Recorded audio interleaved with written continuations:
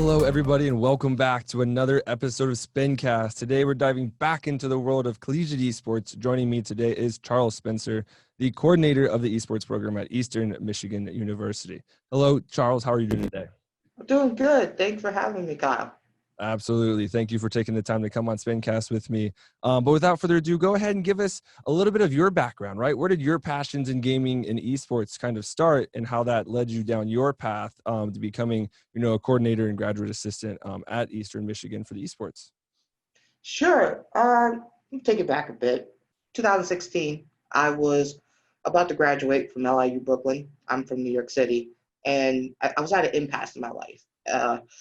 When I was very young, I actually wanted to coach college football. When I was a kid, I actually drew up college football plays all over the bathroom walls because I was just thinking in my head, really wanted to be next Steve Spurrier or Nick Saban, things like that. But it didn't work out that way. I ended up coaching two different Division III teams as a volunteer, but didn't work out. Mm-hmm. So after some time doing some different things in traditional sports, I was still at an impasse. I fell into Twitch and everything changed.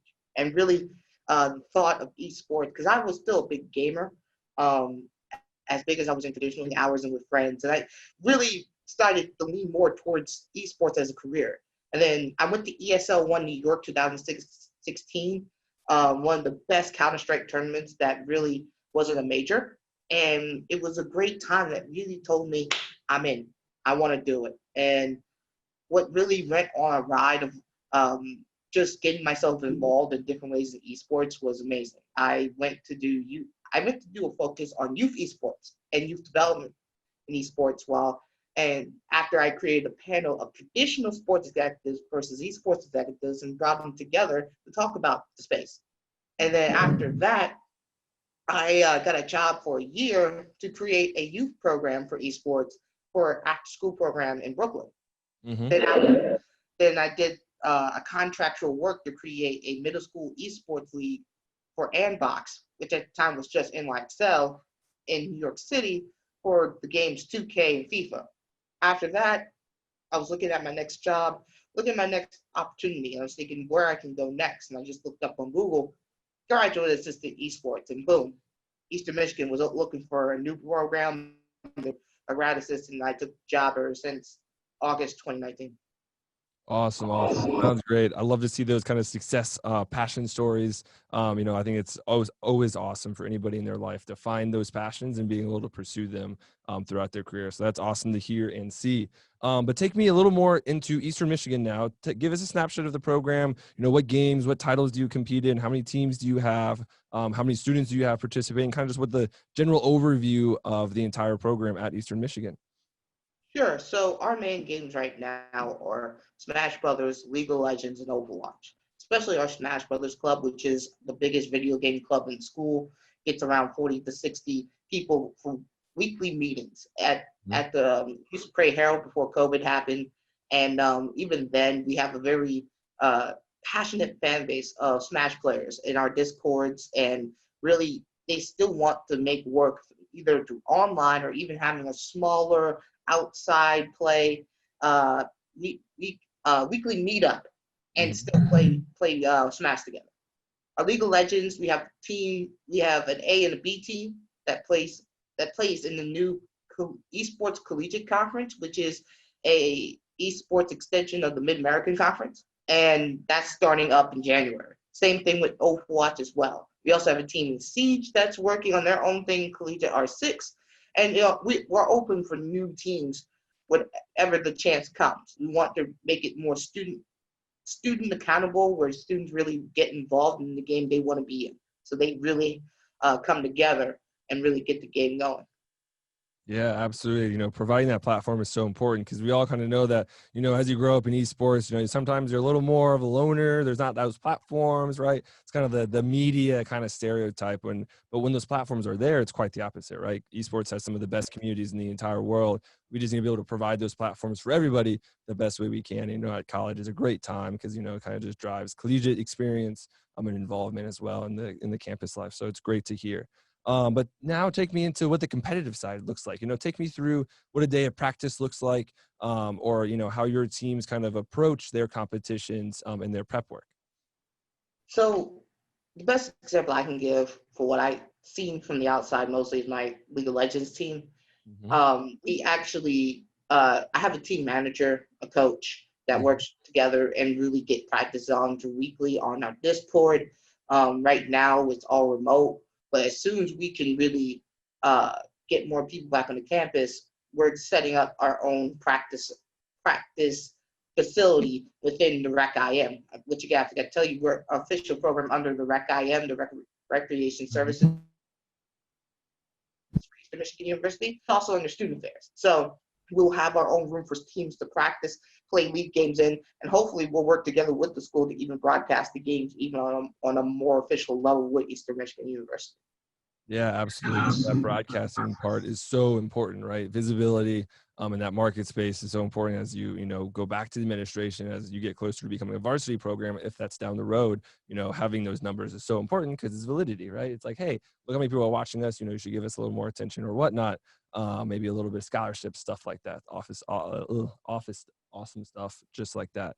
But kind of moving a little bit separate, you mentioned this middle school program that you had developed a little bit ago. Tell me a little bit more on how you focus or what your focuses were with that youth program as you kind of, seemingly tried to spur that involvement at the esports level in the younger ages.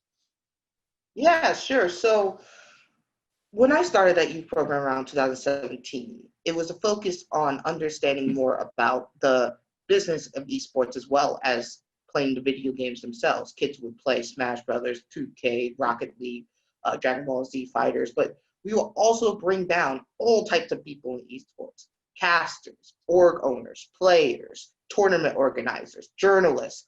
We brought Jacob Wolf of ESPN down. We brought Slasher, one of the most number one esports consultant down. We brought all these people down to talk to the kids about their careers, about the industry of esports in their view, and really getting them better understanding what they're trying to do in their part of the industry, and really getting kids a look, an introduction per se, into what goes around it. That it's more than just playing. That it's more than just streaming. It's a lot going around of it, and an opportunity to get in for yourself as well. Absolutely. I couldn't agree more. There's so many skills in the esports space that you develop while playing these games that go directly into any other field in the entire world, right? Leadership, communication, like those are the two most sought after skills in the entire world in any industry, right? Whether it's tech or esports or construction, it doesn't really matter, right? Having those two qualities is very important for success at the career level. And kind of on that note, take me through the importance of being able to, in your opinion, take me through that importance of being able to develop those skills at a younger age so they can continue to build them and, end up with successful careers, whether that's in esports or a closely related field. I think if you could say it familiar to having a chance to do youth traditional sports. It's getting the social skills on early. It's creating friendships early on in the sense that you don't usually see within that. It's also helping them to get involved in something that could follow them in a positive way down the line. Either, like I said, you can get involved in youth programming in gaming, just like traditional sports. It doesn't have to be your career, but it could. Most of all, it's just understanding that it's another way to get more different people involved. I remember bringing a Rainbow Six Pro down to talk to the kids once, and I found out during that time he's just 18 years old, just starting up. Like the guy Mhm. who went to a North American Rainbow Six Pro League final, he was only 18, and then after he talked to the kids, I hit him up to thank him. He said simply, "If I had this when I was in high school, I would have been more focused and stay around more." And it's those type of things that really make you feel like, yeah, this is a thing that can really keep kids in school and keep kids more involved at a young age, and that can help them with their future. Yeah, absolutely. I've seen a number of studies that kind of hit those topics of, student engagement and student involvement in school paired with esports, right? And it's a really big kind of spur towards the students as it gives them that platform to go to school. It gives them a reason to go to school. And so many kids kind of struggle because, typically normal class doesn't really cut it unless you're super passionate about that class. But, when you're in middle school or high school, typically most classes aren't the most interesting things in the world, to say the least. But, providing those outlets, kind of what sports does, right? So totally agree there. Kind of go into my next question is talk about, your past with traditional sports and kind of how that compares with esports, right? I think there's a lot of similarities and some differences in those two fields. But, take me through some of those similarities that you see transfer one way or another, and then also, what makes them different. There's the obvious ones, but just walk me through kind of what you see in that. I think through my time, so a little bit more about what I've done with traditional sports. I actually, after college, also comparing it with the job I had with the kids, I also was a part-time field marketing staff member for the New York Red Bulls, a major league soccer team in New York City. So I kind of saw that I was kind of really doing the comparisons almost every day. And one of the biggest things is how team-based traditional sports is, but how individual, even amongst having a team, there's more about the individual for fans in esports than is in traditional sports. A lot, for example, when you talk about the New York Red Bulls, you usually talk about it as a team garnered. When you usually see in a thing like, I'll say Call of Duty, which I came from. When you talk about Optic Gaming, you also talk about Scump, you also talk about Formal, these big Call of Duty stars more, and how they have a bigger singular fan base and brand in esports than you see in traditional sports in some senses. Like even in big time soccer, when you talk about Lionel Messi and Ronaldo, you usually talk about their teams even just as much with Barcelona or Juventus, those type of things.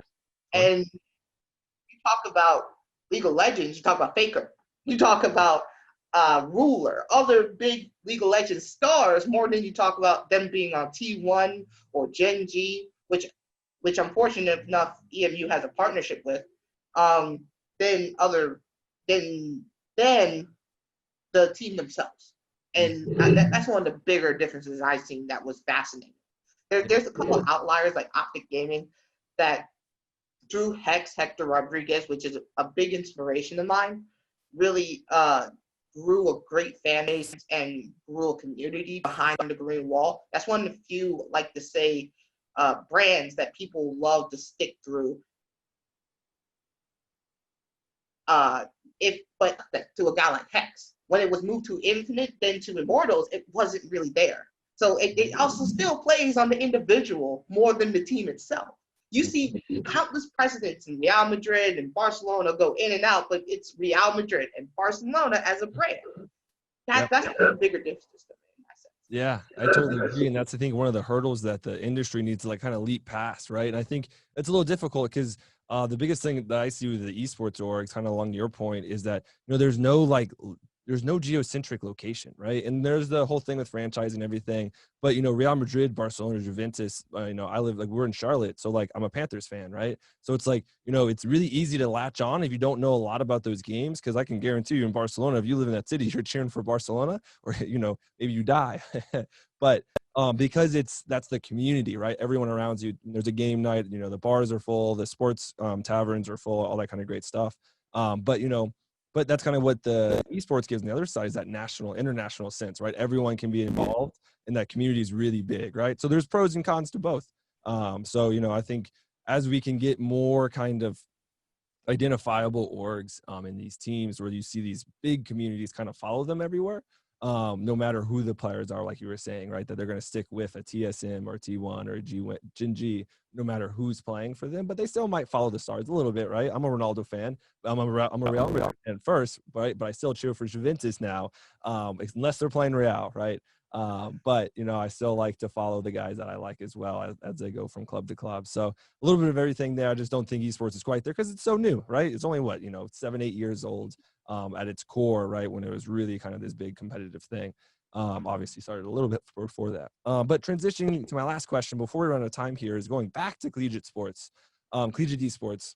Is what's one thing that in your experience that you think either needs to change or be improved on, or something that's really great that just needs to be continued to continue to grow the scene, right? Collegiate esports is growing so fast and it's really big, but it's not quite the same as football or basketball or baseball, these traditional kind of titans of the industry, of that entertainment / competitive industry from that media perspective. So what do you think we need to change as an industry or just continue to do to really kind of get us that same level? That's a good question. And I'm still pretty new to this. Mm-hmm. It's in my second year. I'm kind of my last year because I'm a grad student. So I'm doing this as a grad student. And I don't know if my last year or not in collegiate esports, but I guess one of the more interesting things I've seen is that I think overall there has to be a better understanding that esports, collegiate esports, is more familiar to a virtual athletic department. Mm-hmm. That some of the verbiages of being like a coach or being a coach at least, it's more of a director's position or even just a coordinator's position because each game is a different culture behind it. For example, in traditional sports, when you say you have a coach of your whole athletic department, would you have them coaching football or basketball, or are these familiar sports? No. We gotta treat it in a way of that similarity. You hire the people that know about the game very well. That's what I try to do. I get volunteer coaches for each game that we're involved in because they know the culture, the game intricacies that really can make a team work, and go and really support them as much as I can in different ways. Yep. And just learning more about those things. And my aspirations of becoming a team manager and general manager is really understanding each esport that I really want to build great teams in. And that's where people have to really understand better. The higher ups have to understand better about being a part of the collegiate esports spectrum, that it's familiar to an athletic department and it should be treated more as such. Yeah, exactly. I think that structure in the athletic department that we see in traditional sports is exactly what esports needs, right? A ton of Yes. collegiate programs, varsity or club or anything in between, there's a coach, right? For 8 teams, 10 teams, 12 teams. And it's like you wouldn't ask the football coach to go and coach basketball for a night or baseball or swimming or whatever, right? Because that's not their expertise, right? But then on the same note, the AD, right? The athletic director kind of is familiar with everything, but that's that more managerial role, that more business side, right? And I think once that structure starts to exist in these esports orgs or universities, then I think you'll see it really kind of take off from that growth perspective. Because, you know, when you have a good structure from that upper end perspective and everyone past them understands it as well, then obviously good things happen with that structure. But unfortunately, we are out of time. Another great Spincast here, everybody.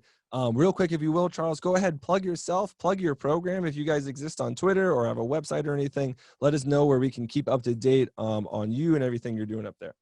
Sure. Our Twitter is at esports_EMU. We're also on Facebook, EMU Esports. We also there you can get on Discord where a lot of gamers, students, faculty, and staff come together. I'm at a big man on campus. That's my Twitter itself. We do most of our stuff on Twitter anyway, and we want to really get more gamers out to Eastern Michigan to really enjoy what we're doing. Awesome. Yeah, everyone out there listening or watching, check them out. It sounds like they have a great program, to say the least. So super excited to have you on the show. To all our viewers and listeners, thanks for staying the entire time. Stay healthy and stay happy out there. COVID's still a thing, unfortunately. Hopefully that goes away sooner than later. But stay healthy, stay happy, and ultimately, stay plugged in.